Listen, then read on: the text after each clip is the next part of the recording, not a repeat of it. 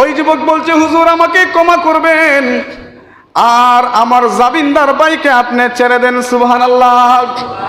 সমস্ত মদিনাবাসীর মধ্যে মনের মধ্যে কৌতূহল শুরু হয়ে গেল, হায় রে ফাঁসির আসামি কি আবার ফিরে আসে? সুবহানাল্লাহ। একজন ফাঁসির আসামিকে যদি আমাদের কেন্দ্রীয় কারাগার থেকে ছেড়ে দিয়ে বলা হয়, যাও তুমি তোমার কাজ শেষ করে পরের দিন চলে আসছো, আর একজন উকিল তোমার জামিনদার, ওই আসামি সুজা ওইখান থেকেই সুজা সে ইন্ডিয়া চলে যাবে, ঠিক কিনা বলেন? বলবে চাচা নিজের জান বাঁচা, ঠিক কিনা বলেন? আমার মানুষের আমানত নষ্ট করা যাবে না, মানুষের ঋণ মাইরা খাওয়া যাবে না, ঠিক কিনা বলেন? আমাদের সমাজে আমানতের কিয়ামতের অভাব নাই। ঋণ আনলে পরের দিন এই বাটপারে আর দোকানের দ্বারে কাছে দেখা যায় না, ঠিক কিনা বলেন? কেউ যদি কারো কাছ থেকে ঋণ আনে, আমানত মাইরালায়, ঋণ মাইরালায়, আবার মুসলমান দাবি করে, আমি মনে করি মুসবিলাই রে, মরলে বুঝতে পারবি তোর অবস্থা কি হবে, ঠিক কিনা বলেন? ঘুম থেকে সজাগ হওয়ার পরে আমি দেখতে পেলাম আমার কাছে যে আমার উটনি ছিল, যে উট ছিল, সেই উট আমার কাছে নাই। আমি চতুর্দিকে খোঁজাখুঁজি করা শুরু করে দিলাম যে আমার উটটা কোন দিকে চলে গেল। ও হুজুর, আমি এই যুবকদের বাগানের সামনে গেলাম। বাগানের সামনে যাওয়ার পরে গিয়ে দেখতে পেলাম এই যুবকের বাবার কাছে আমার উটটি মৃত অবস্থায়। আল্লাহু আকবার। মানুষ নয়, আপনার পরিচিত নয়, আপনি কি জন্যে তার জামিনদার হয়েছেন?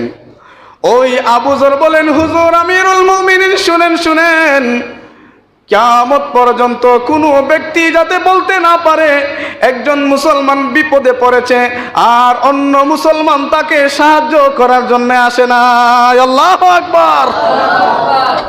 চিন্তা করছেন, একজন মুসলমান বিপদে পড়ছে, যাতে কেউ বলতে না পারে আরেক মুসলমান যাতে তার বিপদে গেছে না, এই কথাটা বলে ইসলামটাকে যাতে ছোট না করে, এই জন্যে আমি আবু যর গিফারি আমার প্রাণের তোয়াক্কা করি নাই, আমার নবীর ইসলামটাকে সম্মানিত করার জন্যে আমি এই যুবকের জামিনদার হয়ে গেছি। সুবহানাল্লাহ। হায়াতুস সাহাবা কিতাবের মধ্যে মুহাদ্দিসিন বর্ণনা করছেন, হযরত ফারুক আজমের জামানায় দুই যুবক একজন যুবককে টেনে হিচড়ে ফারুক আজমের দরবারে নিয়ে এসেছে। ফারুক আজমের দরবারে নিয়ে আসার পরে ফারুক আজম বলছেন, ও যুবকেরা, তোমরা এই যুবককে কি জন্যে আমার সামনে এমনি ভাবে নিয়ে এসেছো? ওই যুবকেরা বলে, হুজুর, ও আমিরুল মুমিনিন, এই যুবক গতদিন আমার বাবাকে সে হত্যা করে ফেলেছে। হযরত আমিরুল মুমিনিন ফারুক আজম বলছেন, যুবক রে, ও যুবক, তোমার কাছে জানতে চাই, তোমার বিরুদ্ধে তারা যে নালিশ দিয়েছে, বিচার দিয়েছে, তুমি কি তাদের বাবাকে হত্যা করেছো? আল্লাহু আকবার। ওই যুবক বলছে, ফারুক আজম, এই যুবকেরা আপনার কাছে যে বিচার দিয়েছে আমি তাদের বাবাকে মেরে ফেলেছি।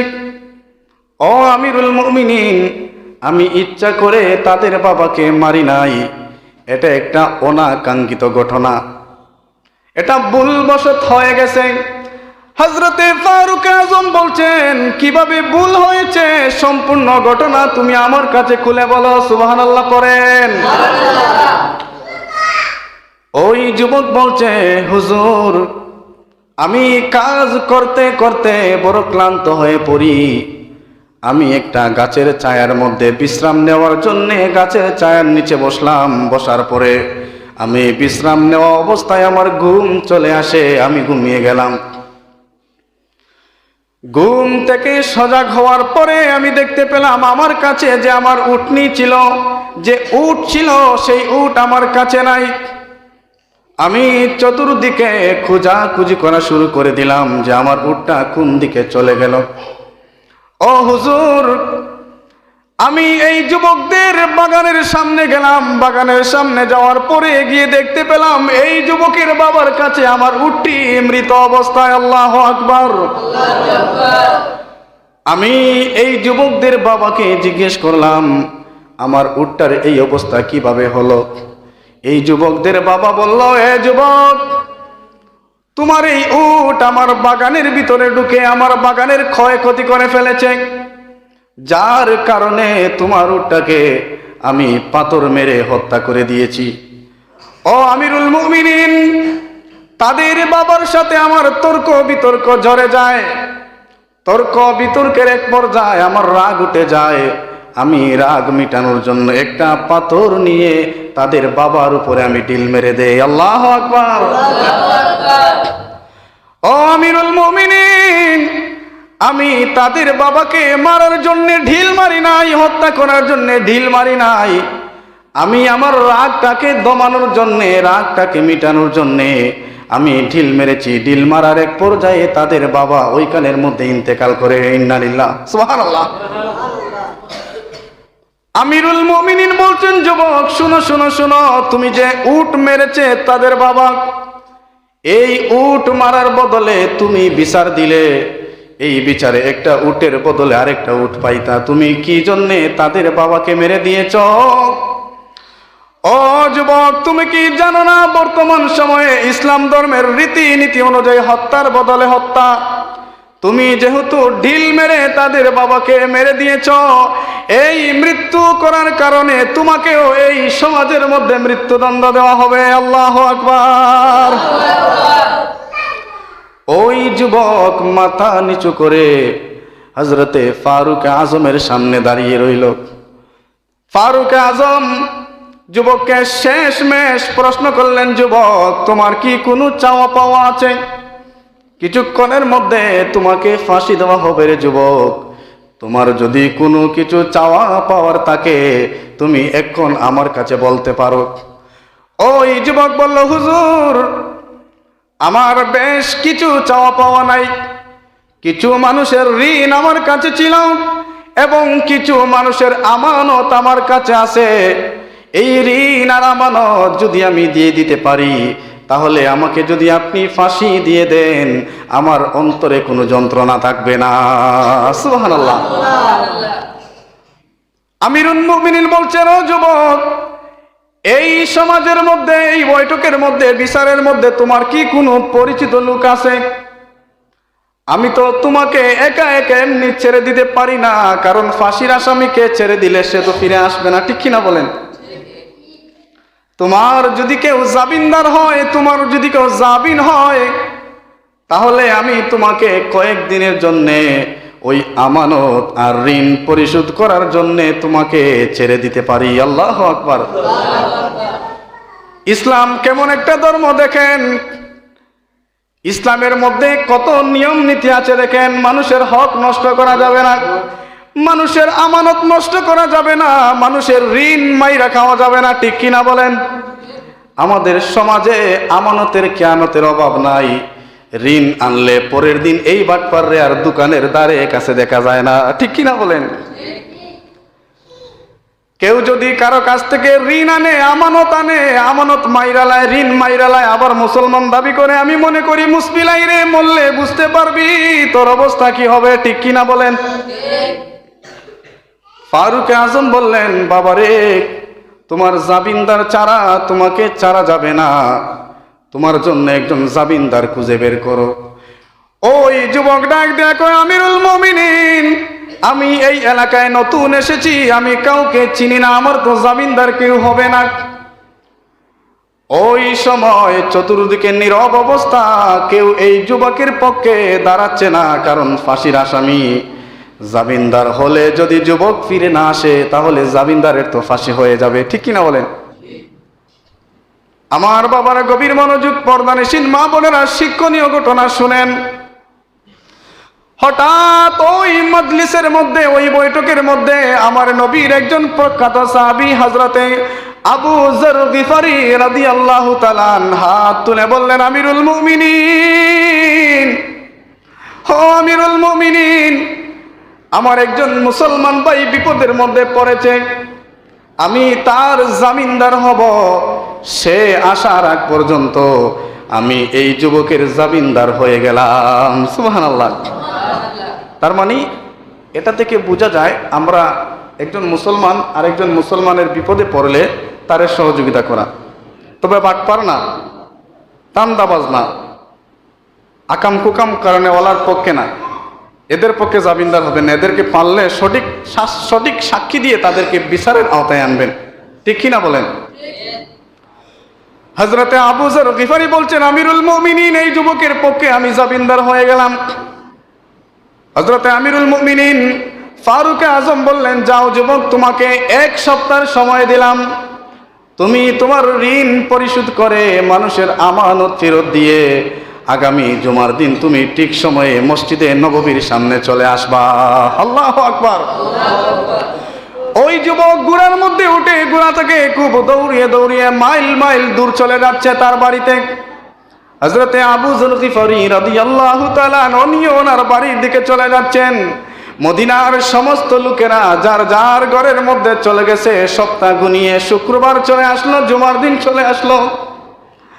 হযরতে ফারুক আজম চিঠি পাঠালেন আবু যর গিফারির বাড়িতে, ও আবু যর গিফারি, তুমি যেই ছেলের জামিনদার হয়েছ, ওই ছেলে যদি না আসে তাহলে তোমাকে ফাঁসির কাস্টে তোলা হবে।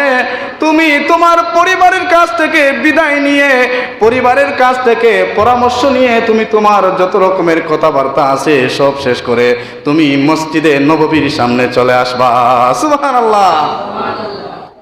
জুমার নামাজ শেষ হয়ে গেল, জল্লাদ রেডি হয়ে গেল। হযরতে আবু যর গিফারি রাদিয়াল্লাহু তাআলা তিনিও চলে আসলেন। মদিনার চতুর্দিকে খবর ছড়িয়ে পড়ল, নবীর সাহাবী হযরতে আবু যর গিফারি একজন ফাঁসির আসামির জামিনদার হয়েছেন। এখনো ওই ফাঁসির আসামি এখনো সে আসে নাই। যদি নির্দিষ্ট সময়ে ওই আসামি না আসে তাহলে আবু যর গিফারিকে হত্যা করা হবে। আল্লাহু আকবার। সব দিক রেডি হয়ে গেল। ফারুক আজম জল্লাদকে বললেন, জল্লাদ তুমি রেডি হয়ে যাও। চতুর্দিকে থমথমে অবস্থা, সবাই নীরব। কিরে, একজন নির্দোষ মানুষ একজন মুসলমানকে সাহায্য করার জন্য তার জামিনদার হয়েছে, এই জামিনদার হওয়ার কারণে আজকে সে ফাঁসির কাস্টে উঠে যাবে। আল্লাহু আকবার। আমাদের সমাজে এরকম হয় না? নির্দোষ মানুষ অনেক সময় একজনের জামিন হয়েছে, দেখা যায় যে সুরের জামিন হয়েছে সেই সুর পালাইছে, আর ওই নির্দোষ মানুষটা অনেক সময় বিপদে পড়ে যায়। ঠিক কিনা বলেন? এই জন্য দেখবেন আমাদের সমাজে এখন মানুষ বিপদে পড়লে কেউ সাহায্য করতে আসে না, কয় সবগুলা বাটপার। ঠিক কিনা বলেন? কারণ ওই একটু আগে বলেছিলাম, ইন্নাদ-দীনা ইনদাল্লাহিল ইসলাম, ইসলাম এমন একটা শান্তির ধর্ম, যারা ইসলামটাকে সঠিক রূপে মেনেছে, দেখেন ঘটনাটা শুনেন, তারাই জীবনে সফল হয়েছে। হযরতে আবু যর গিফারি রাদিয়াল্লাহু তাআলা তিনিও প্রস্তুত। ওইদিকে জল্লাদকে ডাকা হচ্ছে, জল্লাদের পা যেন চলে না, কারণ আমি কার গলায় আজকে রশি টাঙাবো? যেই সাহাবী আমার নবীর সাথে সব সময় চলাফেরা করেছে, আজকে জল্লাদের পা যেন পাথরের মধ্যে বেঁধে যায়। ফারুক আজমের মনের অবস্থা বড় খারাপ। হযরতে উসমান ইবনে নুরাইন মাওলা আলী শের খুদা নবীর অনেক সাহাবায়ে কেরামের অন্তর খারাপ, কি হবে, কি হতে যাচ্ছে, কি যেন হয়ে যায়, নবীর সাহাবী নাকি আজকে ফাঁসির কাস্টে উঠে যাবেন। আল্লাহু আকবার। ওই জল্লাদ যখন রশি হাতের মধ্যে নিল, আবু যর গিফারির গলার মধ্যে যখন ঝুলাবে, ওই সময় একজন সাহাবী বলে, ও জল্লাদ তুমি থামো। ওই ধুধু মরুভূমি থেকে একজন লোক ঘোড়া নিয়ে সামনের দিকে আসতেছে। আমার মন বলতেছে, মনে হয় ওই ফাঁসির আসামি যুবক, সে ঘোড়া নিয়ে সামনের দিকে অগ্রসর হচ্ছে। আল্লাহু আকবার। ওই জল্লাদ থেমে গেল। ফারুক আজমের মনের মধ্যে একটু স্বস্তি আসলো। সাহাবায়ে কেরামদের অন্তরের মধ্যে মুচকি হাসি শুরু হয়ে গেল। যখন ওই যুবক সামনে চলে আসলো, ওই ঘোড়াটা যখন সামনে আসলো, দেখা গেল আসলে ফাঁসির আসামি চলে এসেছে। ওই যুবক ঘোড়া থেকে নেমে দৌড় দিয়ে ফারুক আজমের সামনে চলে গেল। ফারুক আজমের সামনে গিয়ে বলে, হুজুর আমাকে ক্ষমা করবেন, আমার একটু দেরি হয়ে গেছে, আমি ঘোড়াটাকে নিয়ে ঠিক সময় বের হয়েছি। রাস্তার মধ্যে আসার পরে হুজুর আমার ঘোড়াটা পায়ের মধ্যে ব্যথা পেয়ে যায়, যার কারণে আমার আসতে একটু দেরি হয়ে গেছে। সুবহানাল্লাহ। ওই যুবক বলছে, হুজুর আমাকে ক্ষমা করবেন, আর আমার জামিনদার ভাইকে আপনি ছেড়ে দেন। সুবহানাল্লাহ। সমস্ত মদিনাবাসীর মধ্যে মনের মধ্যে কৌতূহল শুরু হয়ে গেল, হায় রে ফাঁসির আসামি কি আবার ফিরে আসে? সুবহানাল্লাহ। একজন ফাঁসির আসামিকে যদি আমাদের কেন্দ্রীয় কারাগার থেকে ছেড়ে দিয়ে বলা হয়, যাও তুমি তোমার কাজ শেষ করে পরের দিন চলে আসছো, আর একজন উকিল তোমার জামিনদার, ওই আসামি সুজা ওইখান থেকেই সুজা সে ইন্ডিয়া চলে যাবে, ঠিক কিনা বলেন? বলবে চাচা নিজের জান বাঁচা, ঠিক কিনা বলেন? আমাদের ইমানের এই অবস্থা, এই ইমানদারগুলো আমাদের সমাজে বেশি, ঠিক কিনা বলেন? এই মানে দান্দাবান্দার ইমানদার আমাদের সমাজে বেশি। 2-4 জন মানুষ ভালো আছে বলেই আমরা ঠিক মতো চলতে পারতেছি, ঠিক কিনা বলেন?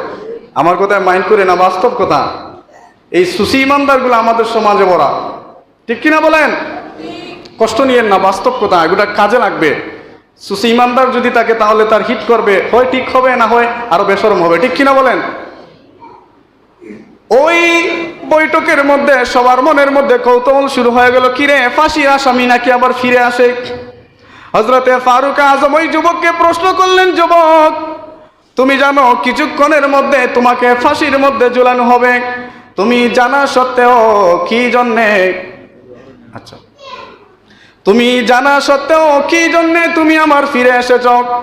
ওই যুবক চোখের জল ফেলে ফেলে বলে, হুজুর আমি আপনার কাছ থেকে বাড়িতে চলে যাওয়ার পরে আমি মানুষের ঋণগুলা পরিশোধ করলাম, আমি মানুষের আমানতগুলা দিয়া দিলাম, আমার মা বাবাকে বিস্তারিত ঘটনা আমি খুলে বললাম, আমার নববধূর কাছে সম্পূর্ণ ঘটনা বলে বললাম, বিদায় দেন বিদায় দেন, আমার ভুল হয়ে গেছে, আমার জন্য আরেকজন মানুষ ফাঁসির কাস্টে উঠবে, এটা আমি মেনে নিতে পারবো না।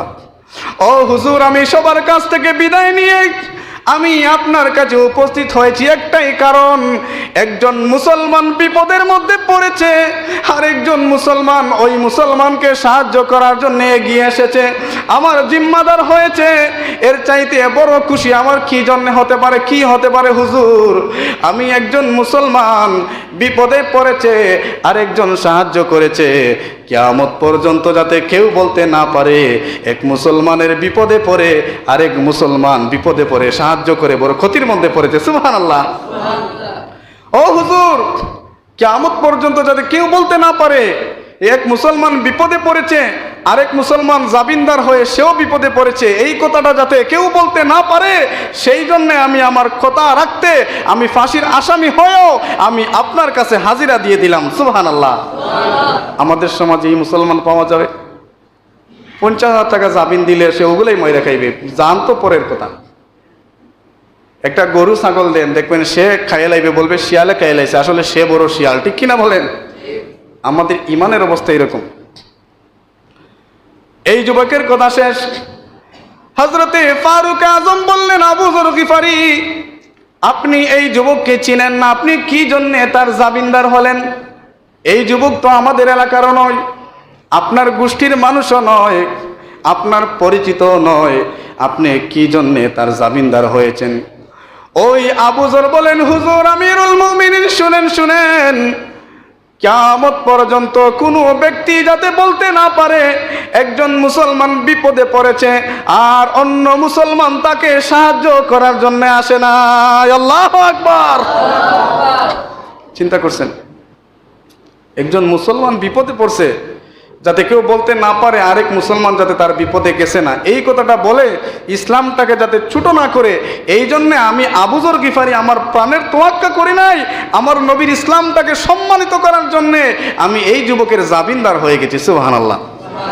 তাহলে আমরা একজন আরেকজন বিপদে পড়লে আমরা সহযোগিতা করব, তবে সুরবাট পারেন না, ডাকাইতেন না, সুগলকুর সুদকুর ঘুষ করেন না, ভালো লোক যদি বিপদে পড়ে তার সামনে তার সাহায্যে আগাবেন।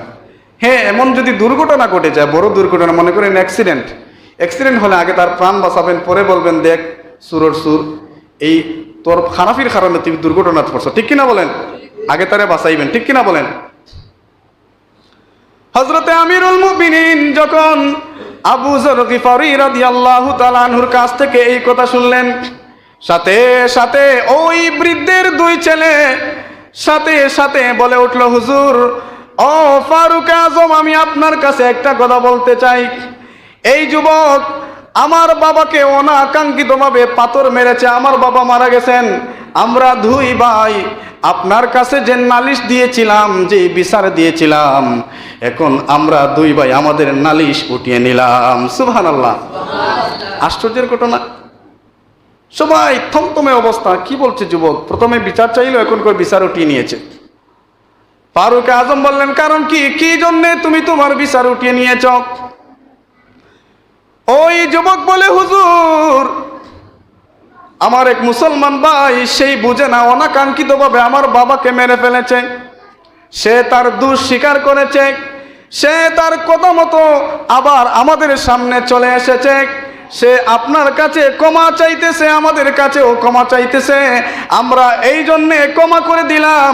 একজন মুসলমান ভাই ভুল করেছে, আরেক মুসলমান ভাইয়ের কাছে ক্ষমা চেয়েছে। আর আজকে যদি আমরা ক্ষমা না করে দেই, কিয়ামত পর্যন্ত লোক বলবে এক মুসলমান দোষ করেছে, ক্ষমা চেয়েছে, আরেকজন ক্ষমা করে দেয় না। আল্লাহু আকবার। হায়াতুস সাহাবা কিতাবের মধ্যে মুহাদ্দিসিন এই ঘটনাটা এই জন্যে তুলে এনেছেন। আমাদের সমাজের অবস্থা এখন করুন। কেউ যদি সামান্য দোষ করে, এই সামান্য দোষের কারণে সে চাইবে তার প্রাণটা ছিনিয়ে নিতে। ঠিক কিনা বলেন? আপনাদের এলাকায় এই রকমের ঘটনা ঘটতেছে, সব এলাকায় ঘটতেছে। সামান্য ভুলের কারণে, সামান্য জায়গা সম্পত্তির কারণে মানুষকে মানুষ মাইরে এলায় কত বড় জানোয়ার। ঠিক কিনা বলেন? সামান্য টাকা পয়সার কারণে নিজের ইমানটাকে বিক্রি করে দেয়, আমানতের খেয়ানত করে ফেলে। সামান্য একটু দুশ্মনির কারণে আপনার সম্পর্কে এমন মন্তব্য করবে গিয়ে, যেটা আপনি করেনও নাই, জীবনে করেন নাই, শুধু আপনার সাথে প্রতিশোধ নেওয়ার জন্য আপনাকে সমাজে কালার করে দেবে। এই রকমের মুসপিলাই কুজন্মা আমাদের সমাজে আছে। ঠিক কিনা বলেন? কষ্ট নেবেন না, যাদের মধ্যে অভ্যাস এগুলো ছাড়বেন। থাকলে ছাড়বেন, না থাকলে আলহামদুলিল্লাহ। ইসলাম এমন একটা ধর্ম, যেই ধর্মের মধ্যে শুধু শান্তি আর শান্তি, এখানের মধ্যে অশান্তি নাই। অশান্তি তারাই করে যাদের মধ্যে ঈমান নাই, মুসলমানের সুরত ধরে, মুসলমান নাম দিয়ে সমাজে অনৈতিক কাজ করে ইসলামটাকে মানুষের কাছে, নাস্তিকদের কাছে প্রশ্নবিদ্ধ করছে। ঠিক কিনা বলেন?